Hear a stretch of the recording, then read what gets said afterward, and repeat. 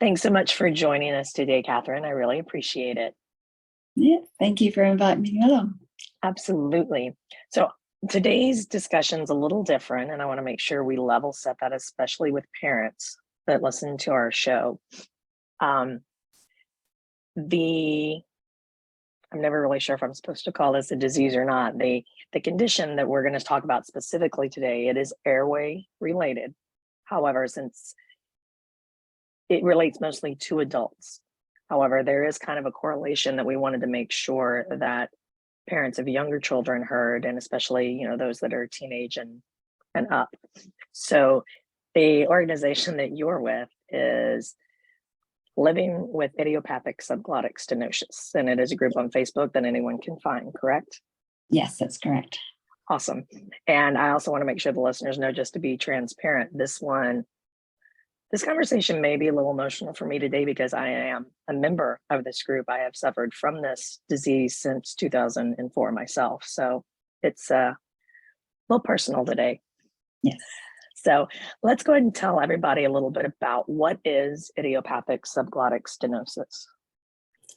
Okay, so it sounds like a really fancy name, really complicated, but when you break it down, it's not as fancy as it sounds. Idiopathic means we don't know what causes this. Mm-hmm. Subglottic is just the area just beneath your vocal cords. So if you touch your neck and you feel it vibrate, just beneath there will be your subglottis. So this is the location of the next word, stenosis, which means narrowing. And you may well hear stenosis in relation to hearts and spines and all sorts of places in your body where you can have stenosis. But this is a narrowing just below your vocal cords with no known cause. But there are several causes that it could be. So they often start with idiopathic because investigations need to be done in order to find out a bit more information. So, right. And I think that's what makes everyone in our group with this condition so, I don't know, unique, I guess, because you hear the stories over and over. We were all very healthy for the most part. Mm-hmm. We were athletes, we were active in our community, active with our families, and then boom, we have an airway disorder. Exactly. Mm-hmm. It does seem to come, so for adults it sort of appears generally between 30 and 50. That's generally most patients. And myself, I was 29, so I was at the lower end of that when I first had my symptoms. But yeah, that's kind of the age group for adults. And yeah, it's very hard. I mean, one way your airway can be damaged is if you've been intubated. And there's a bit of debate amongst doctors about how long it is before scar tissue will turn up in your airway if you've been intubated. But generally it's accepted that it's within 2 years of that operation. And it often will start growing quite slowly, but build up over time. At the moment, there's almost a pandemic of this condition from airway intubation from COVID patients. Doctors around the world who are treating our disease are treating many, many more patients, and they're people who've been in intensive care with COVID and been intubated during that period, and now their airway is damaged and they're coming back later with this trouble with breathing. So yeah. And those that are not idiopathic, that we can tie it to some kind of intubation. Pardon, I'm going from my perception here in the group. Sure. Theirs does not seem to come back quite as frequently as ours does, though. Does it? No. So from intubation, often the treatment for it is generally a surgery called a dilation, and the doctor, it will be done under general anesthetic. It's often quite a quick operation, less than an hour for the doctor anyway. Patient obviously a lot more hanging much around. Longer, right? But the doctor, it's a good day. Yeah, the doctor might think it's half an hour actually, but they do it, especially if you're going to a center that does a lot of these. It might be 20 minutes for the doctor. They can pop them out, and it's really easy for them. And they move on. But yeah, it's all done through the mouth, so endoscopically. So there's no cutting. Once they're down in the airway, they will maybe use a laser to cut the scar and open it up, and then a balloon, or sometimes just the balloon.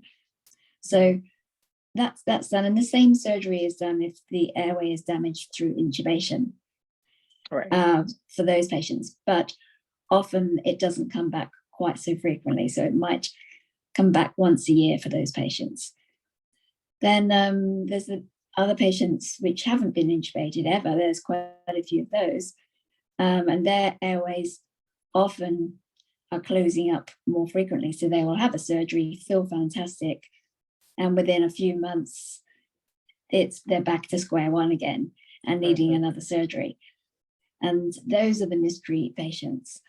There's theories these days now that all of those are somehow, once you're having surgery, I guess, more than twice a year, then your airway it's some form of vasculitis, which is attacking your airway. But it's still still calling it idiopathic because there's no test to prove that. And there's no, they can't just say, take a blood test and say, oh yes, that's what you've got, because nothing shows up in any of us.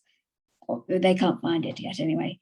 So there's lots of investigations, but that's the theory. It is related to vasculitis, which can be a nasty disease itself. So yeah, and that's one of the things that I kind of wanted to lead into as far as what we're doing with children's airway is, for the majority of us, I think we have had to be our own advocates with this disease. I remember back in 2003, I believe, is when it started for me, the process of going to doctors and talking to them and saying, listen, I've been an athlete my whole life. I'm a very active person.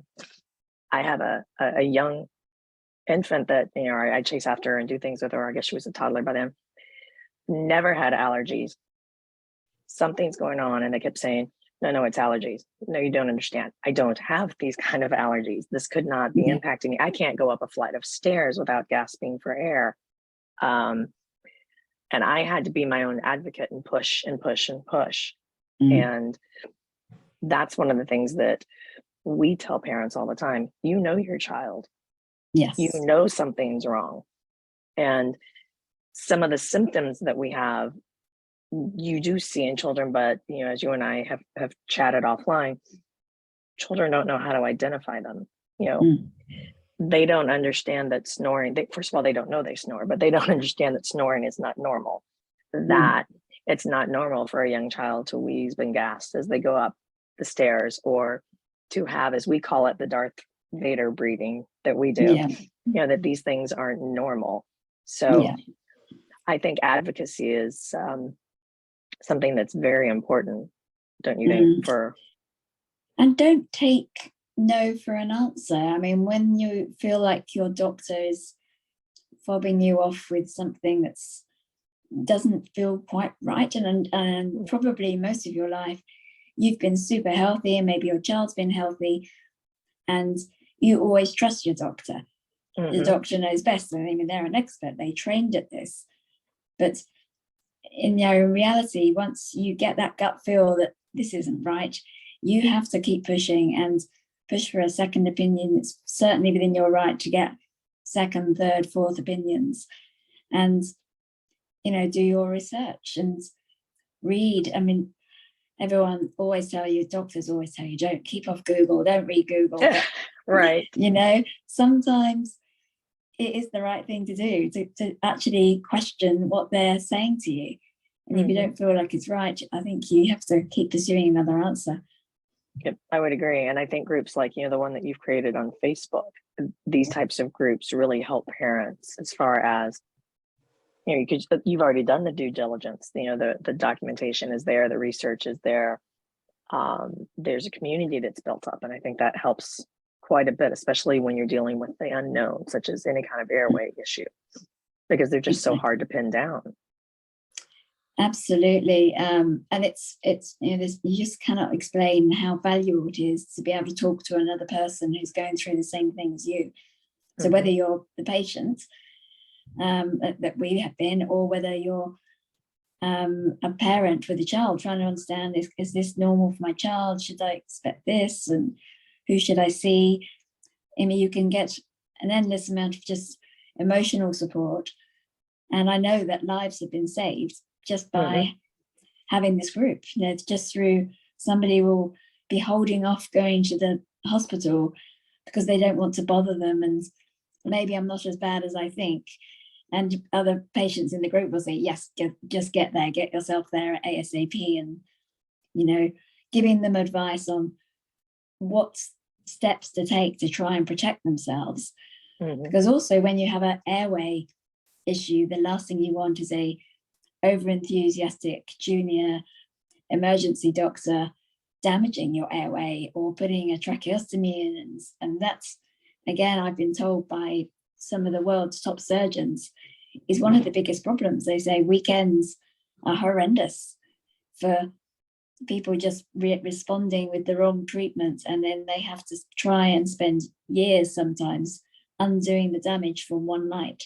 And that's caused by doctors who are, you know, trying to do the right thing but are not. Right, because they don't understand it, right?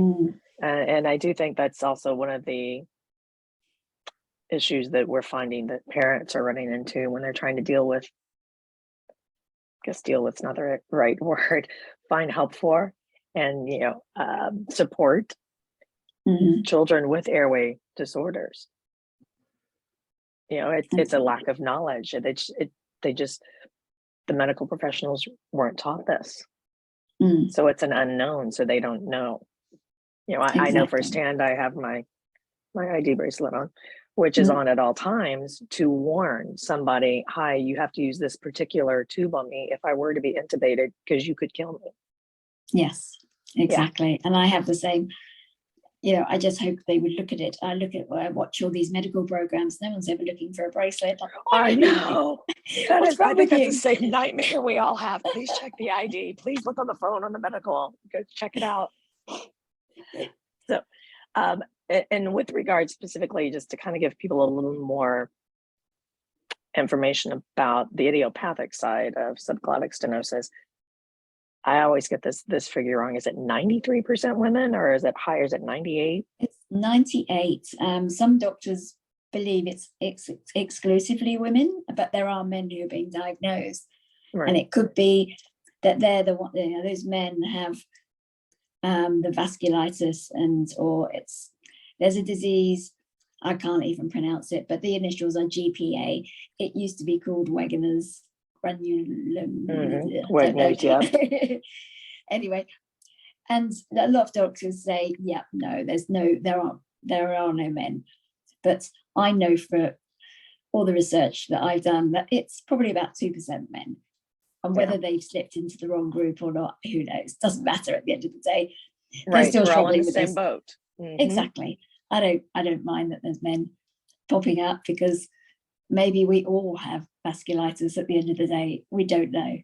We're just, you know, we're called idiopathic at the moment. Exactly, because no one knows what to do with us. So, and in the research, I mean, as they're trying to determine, you know, where this is, I mean, maybe one day we'll be able to not only identify it, but be able to say, okay, these are the signs to look for in children.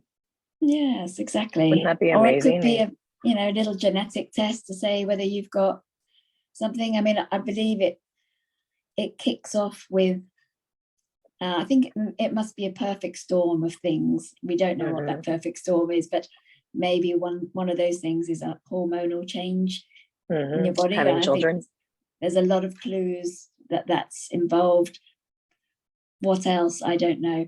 A lot of people seem to be triggered by stress or something really major. I mean, there's a huge proportion of people who first experienced their breathing difficulties around a divorce or a marriage or a major house move or a death in the family.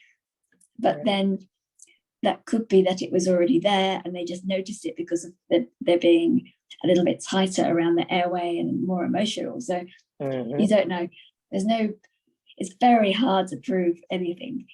True. And really, most of the research is not focused on what it's caused by, but more about let's try and treat it and make it go away. And right.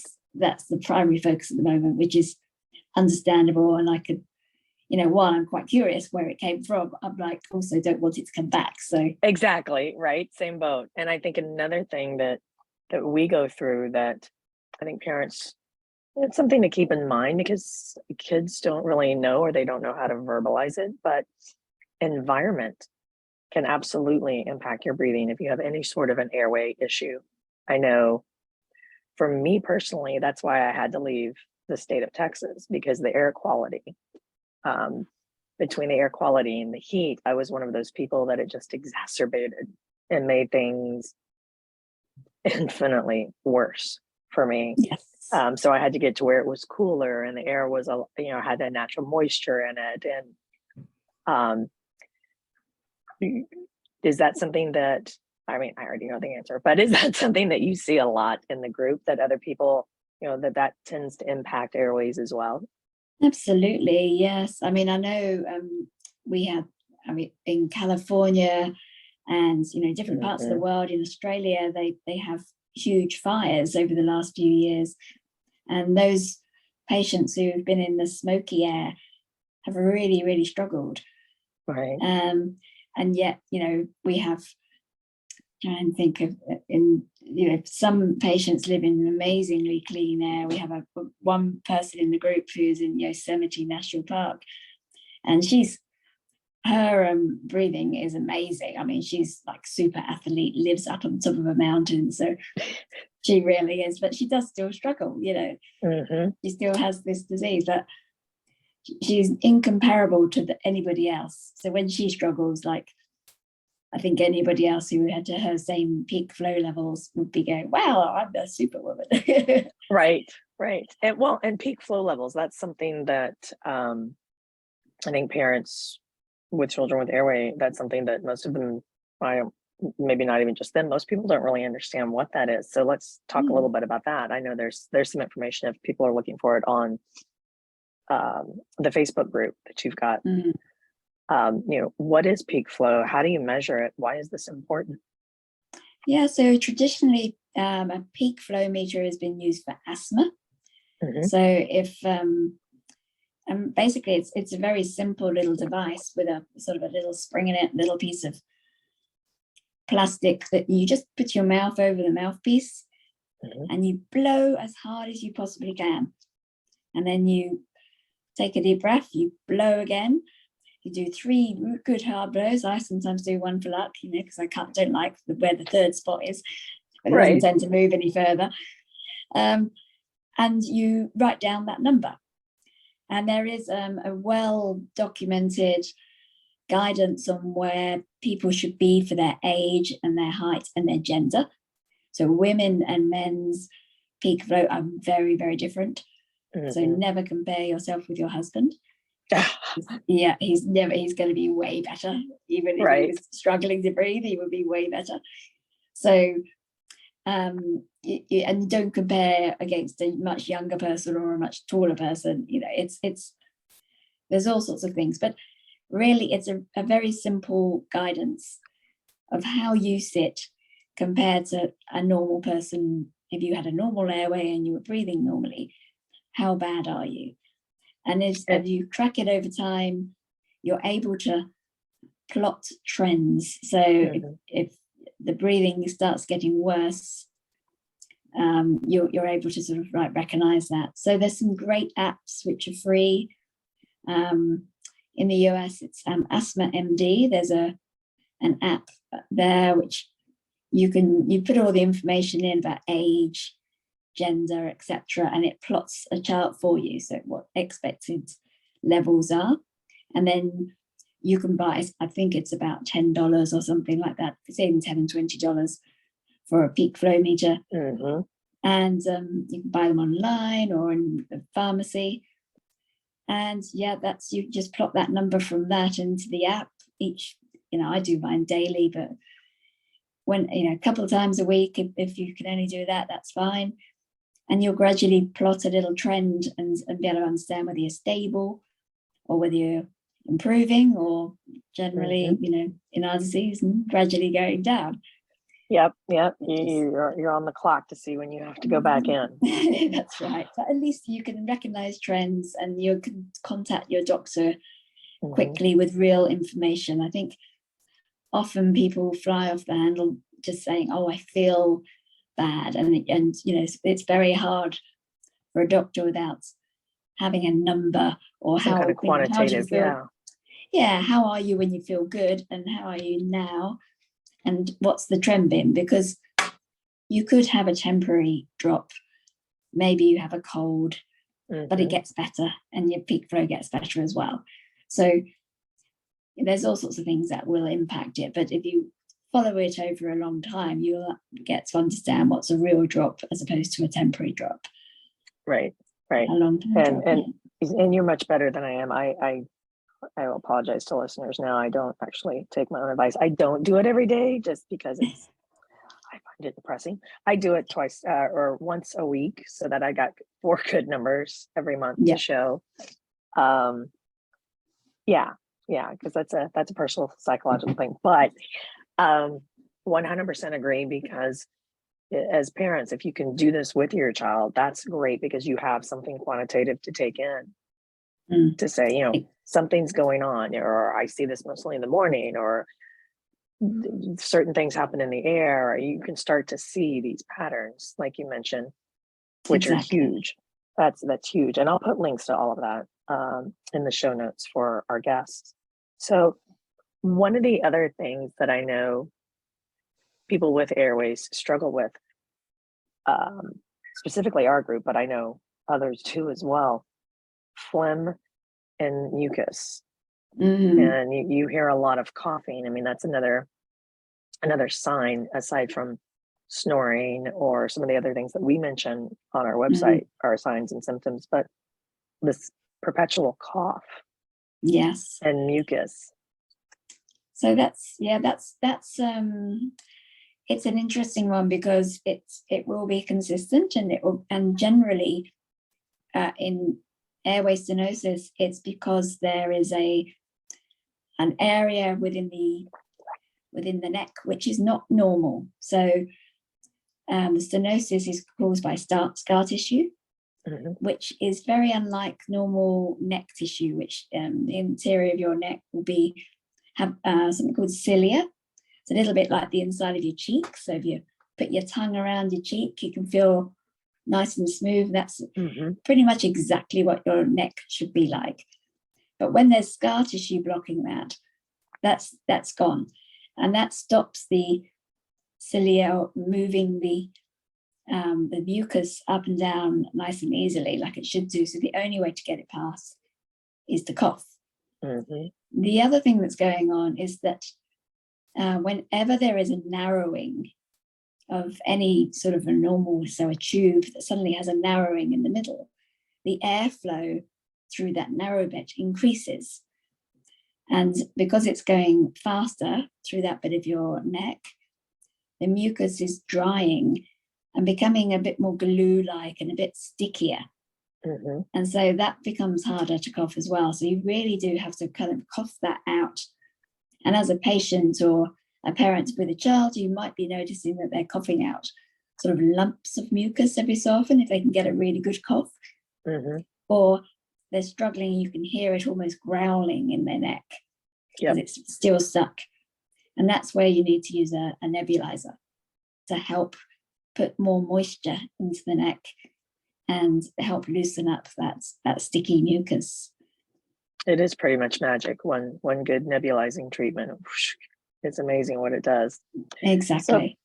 So, but there's some other things that I've seen in conversation, and I don't know if because you work so closely with the Thoracic Society and some of these other groups, things that we can do to kind of help regulate the mucus aside from, and coughing, aside from the nebulizer. I've heard things about dairy brought up, regulating dairy.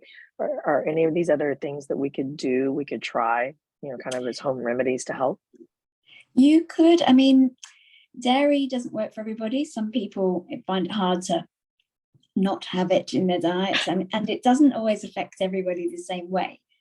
So if you do recognize a pattern that you feel that you're getting more particularly sticky mucus around when you're eating dairy, then that's definitely advisable to cut back. But not everybody does notice that. So right. I wouldn't just cut it out of your diet if you're doing fine. There are particular things which are famous for helping thin mucus. So things like pineapple juice. It's got bromelain in it.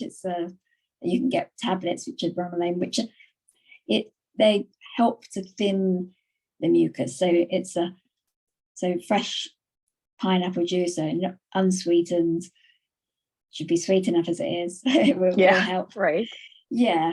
But again, it's like anything, the trade-off is you're getting a big hit of sugar, and it's not very healthy for you. And so it's a bit of a challenge. I think one of the best things you could do is remain hydrated and make sure you drink lots of water, or herbal teas, or sometimes just warm water with some lemon in. Just all of that, just getting moisture or steam, even just a steam, that can help as well, just breathing in warm steam.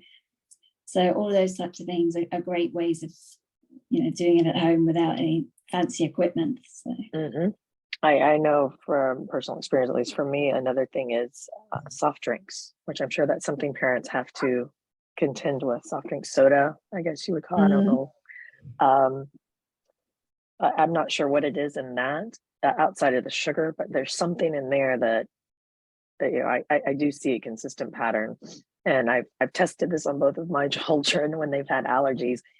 Nobody gets the Dr. Pepper for a couple of days. Let's just see what happens. And it does seem to help a little bit. So yeah, it is kind of a trial by fire, which I'm sure most parents are definitely. And I don't think a huge amount of research has been done on that. You really just have to follow your gut feel and say, we know that soft drinks aren't good. Even diet ones, and right. They're not going to be good for you. They're an occasional treat as opposed to a everyday thing. And I think it's too easy as an adult to just get in habits of things, especially when they've got caffeine in. It is, I know. So I mentioned earlier you do work closely with the Thoracic Society and some of these other larger ENT groups throughout the world. Yes. What kinds of things are in the forefront right now, or that are being talked about, or that you can share? So, I mean, there's been some exciting things over the last few years in terms of a lot of research. We're still waiting for a lot of things to be published, which is, just really looking at some of the treatments, because a lot of treatments, doctors in the ENT and thoracic field, when they're dealing with something rare, the doctors do tend to be quite creative. So other fields, they tend to develop, be very careful about developing exact protocols, and everybody follows them. Whereas in this field, things sort of emerge and nobody sort of tends to test them. And one example was steroid injections. And a lot of patients started getting steroid injections into their neck. And doctors would, chat to each other at conferences and say, oh, well, I'll take that up. And that's how they got to do it. And each doctor was doing a different amount and different frequencies for their patients, and nobody was looking at side effects. And so there's a lot of research, particularly over the last 2 years and this year, to really, let's try and nail some of these things down and really understand what this is doing. Is it actually helping patients? And if so, then what are the trade-offs? Because generally there's a trade-off somewhere with a treatment. It's not very often that it doesn't harm in any way. The doctors don't intend that, but it might, especially when you're talking with steroids, that you can end up with all sorts of side effects, but the good side, who is breathing better. So it's hard. So there's a lot of research in that type of thing. There's been some genetic research looking at, we've had certainly in our group quite a few mothers and daughters, and grandma's been grandmother, daughters, and grandchildren, the whole families or twins who've all ended up with this airway disease. So there's been a bit of work with them to try and understand and pinpoint, okay, maybe there's a genetic link that all these people have. I haven't heard anything about the results, and maybe there's nothing to see. It would be really sad, but every time you sort of think they're looking into that you side just of wait, thing. you hope. There's also quite a few sort of different drug trials going on. So there's one going at the moment. I can't tell you what the drug is because we don't want people leaving out and going and buying it, but right. It's a double-blind trial. So some patients are getting a placebo and some people are getting the treatment, and so that's got to go on for a couple of years to see whether there's any real difference between the two groups. So so there's quite a few exciting things going on. There's another doctor who I'm aware of, and he's kind of in the early stages with animal trials, I think with mice, but he's coming up with a new skin which could go into your airway to replace the scar tissue, and it would blend nicely with everything else, and it would have the mucosa, like a grafting, which would be perfect. It's very hard to achieve, and but he's feeling very hopeful. So exciting. Exactly. I mean, it really is so exciting. There is some exciting things happening which could potentially have a really big difference to our lives if once they get to that stage. It's just medical research is not fast. No, everybody wants quick results, and every single paper that happens does take us to the next step, and it's something that people can learn from and refer back to. So we build on it. And while as a patient I want it to be fast, I also, please take your time, because I know we've tried some things like transplants, which people always ask me, why don't you just get a trachea transplant? Well, because it doesn't work. They've tried, it doesn't work. So please take your time with the research, and we'll wait. It's all good. The other thing that people often talk about, or these helpful friends that we have who really want to fix it for us. They really do. They say, oh, why don't they just put a tube in your neck or a stent? And that is horrendous. It really doesn't work. It works on a temporary basis, so up to a month, I think, with being watched very carefully, but not as a long-term solution. I've heard so many horrendous stories over the last 12 years of infections being happen, or the stent moves, creates more scar tissue, damaging airways, creating more problems. And it's so yes, if you hear of a doctor suggesting a stent, just say no. I would like a second opinion. Yep, I was in that latter group that you mentioned. We did the first one, and they actually attached it to my throat, which was interesting because every time I swallowed, my throat would kind of collapse. You could see it, and that kept getting clogged. So then they put in another one that had these little prongs on it, and it decided to start sliding down my throat one morning. So the ENTs were called, or the EMTs, and rushed to the hospital to remove it. But like you said, it leaves damage. So it's a learning process. They were trying. So I agree. I'm in the no stent camp myself. Definitely. And every top doctor I've spoken to has said no. They block, they move, they create infection, they damage the rest of the airway, and sometimes irreparably. And and the tissue can come. I've even heard somewhere it's supposed to stifle the tissue, right? Because it goes right on top of it. The tissue has grown around it. Yes, exactly. So it's not a good thing. It's not a good thing, and definitely, don't go down that route, I'd say. It's not worth the damage. It's not worth the damage. And on the website within the group, you do mention some other, which I'll make sure we have links to everything. in the show notes, but there's an airway defects group that you mentioned that we'll put on Yes. here. And Children's Airway First does have a parent forum on the site. And this week we're launching the Facebook version of that group. The Airway Huddle. So will be something else that parents can reference.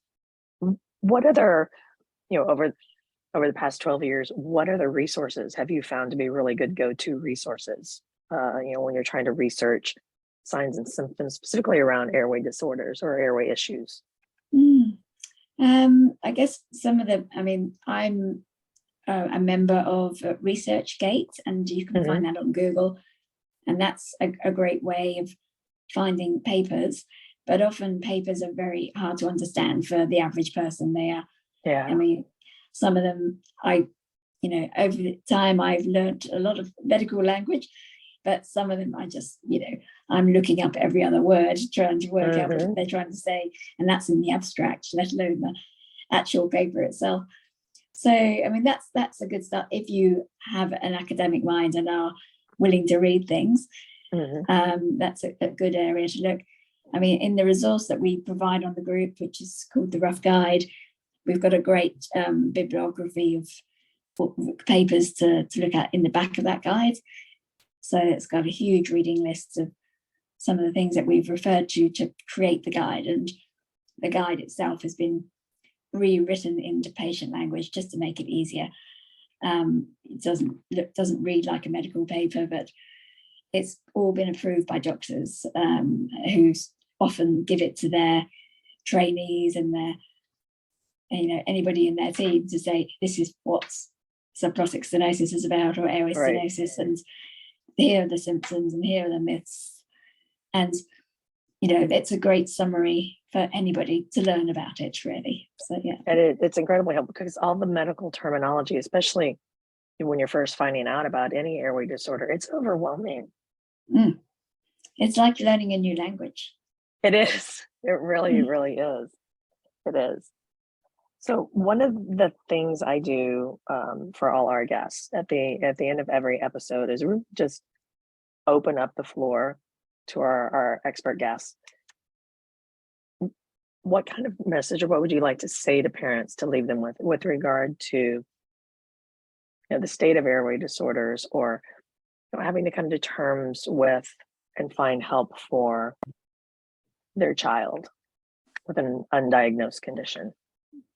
I think do your research and try and find out who the best doctors are for children's airways. There will be documents out there. If you're looking at papers, if you do know what's wrong with your child's airway, you've got a name for it, I would say go through those, go to ResearchGate and find out who are writing the papers and what names are coming up in the author list. They might not be the first name, but often the professors and the top people in the field will be maybe 3 or 4 names down on the document. But if you're seeing consistent name coming back in again, you think, well, okay, they seem to be an expert in this field. So collect information like that, do research on that doctor. If you have to travel and not go to your local doctors, then do so if you can. It's hard, I know it's prohibitive cost sense, but if you're able to do that and find the best person, then you'll get rewards in terms of the health and of the airway and being looked after, and probably skipping a few steps. And be tenacious. Don't take, if you know something's wrong, trust your gut feel. There's a reason that it's there. It dates back to our cave woman days. Yeah, exactly. It's there to tell you when things don't feel right, or it's not to be believed. So if someone keeps turning you away and saying it's just a cold or it's croup or whatever, and you don't feel like it is, you feel like it's different and there's something different there, then keep chasing an answer. So don't just let it go. Yeah, I love that. And I would also just add to that, find a support group. From personal experience, finding a support group that is dealing with the same thing you are I can't even put into words the blessing that is, just the peace of mind that provides. And it really does open the doorway to knowledge. It certainly does, yes. And it's as a collective, you can move forwards. I mean, my career has been in research, but not traditionally medical research, but the last 10, 12 years, I've been a part of, I think, 11 or 12 medical papers, including 2 where I was first author.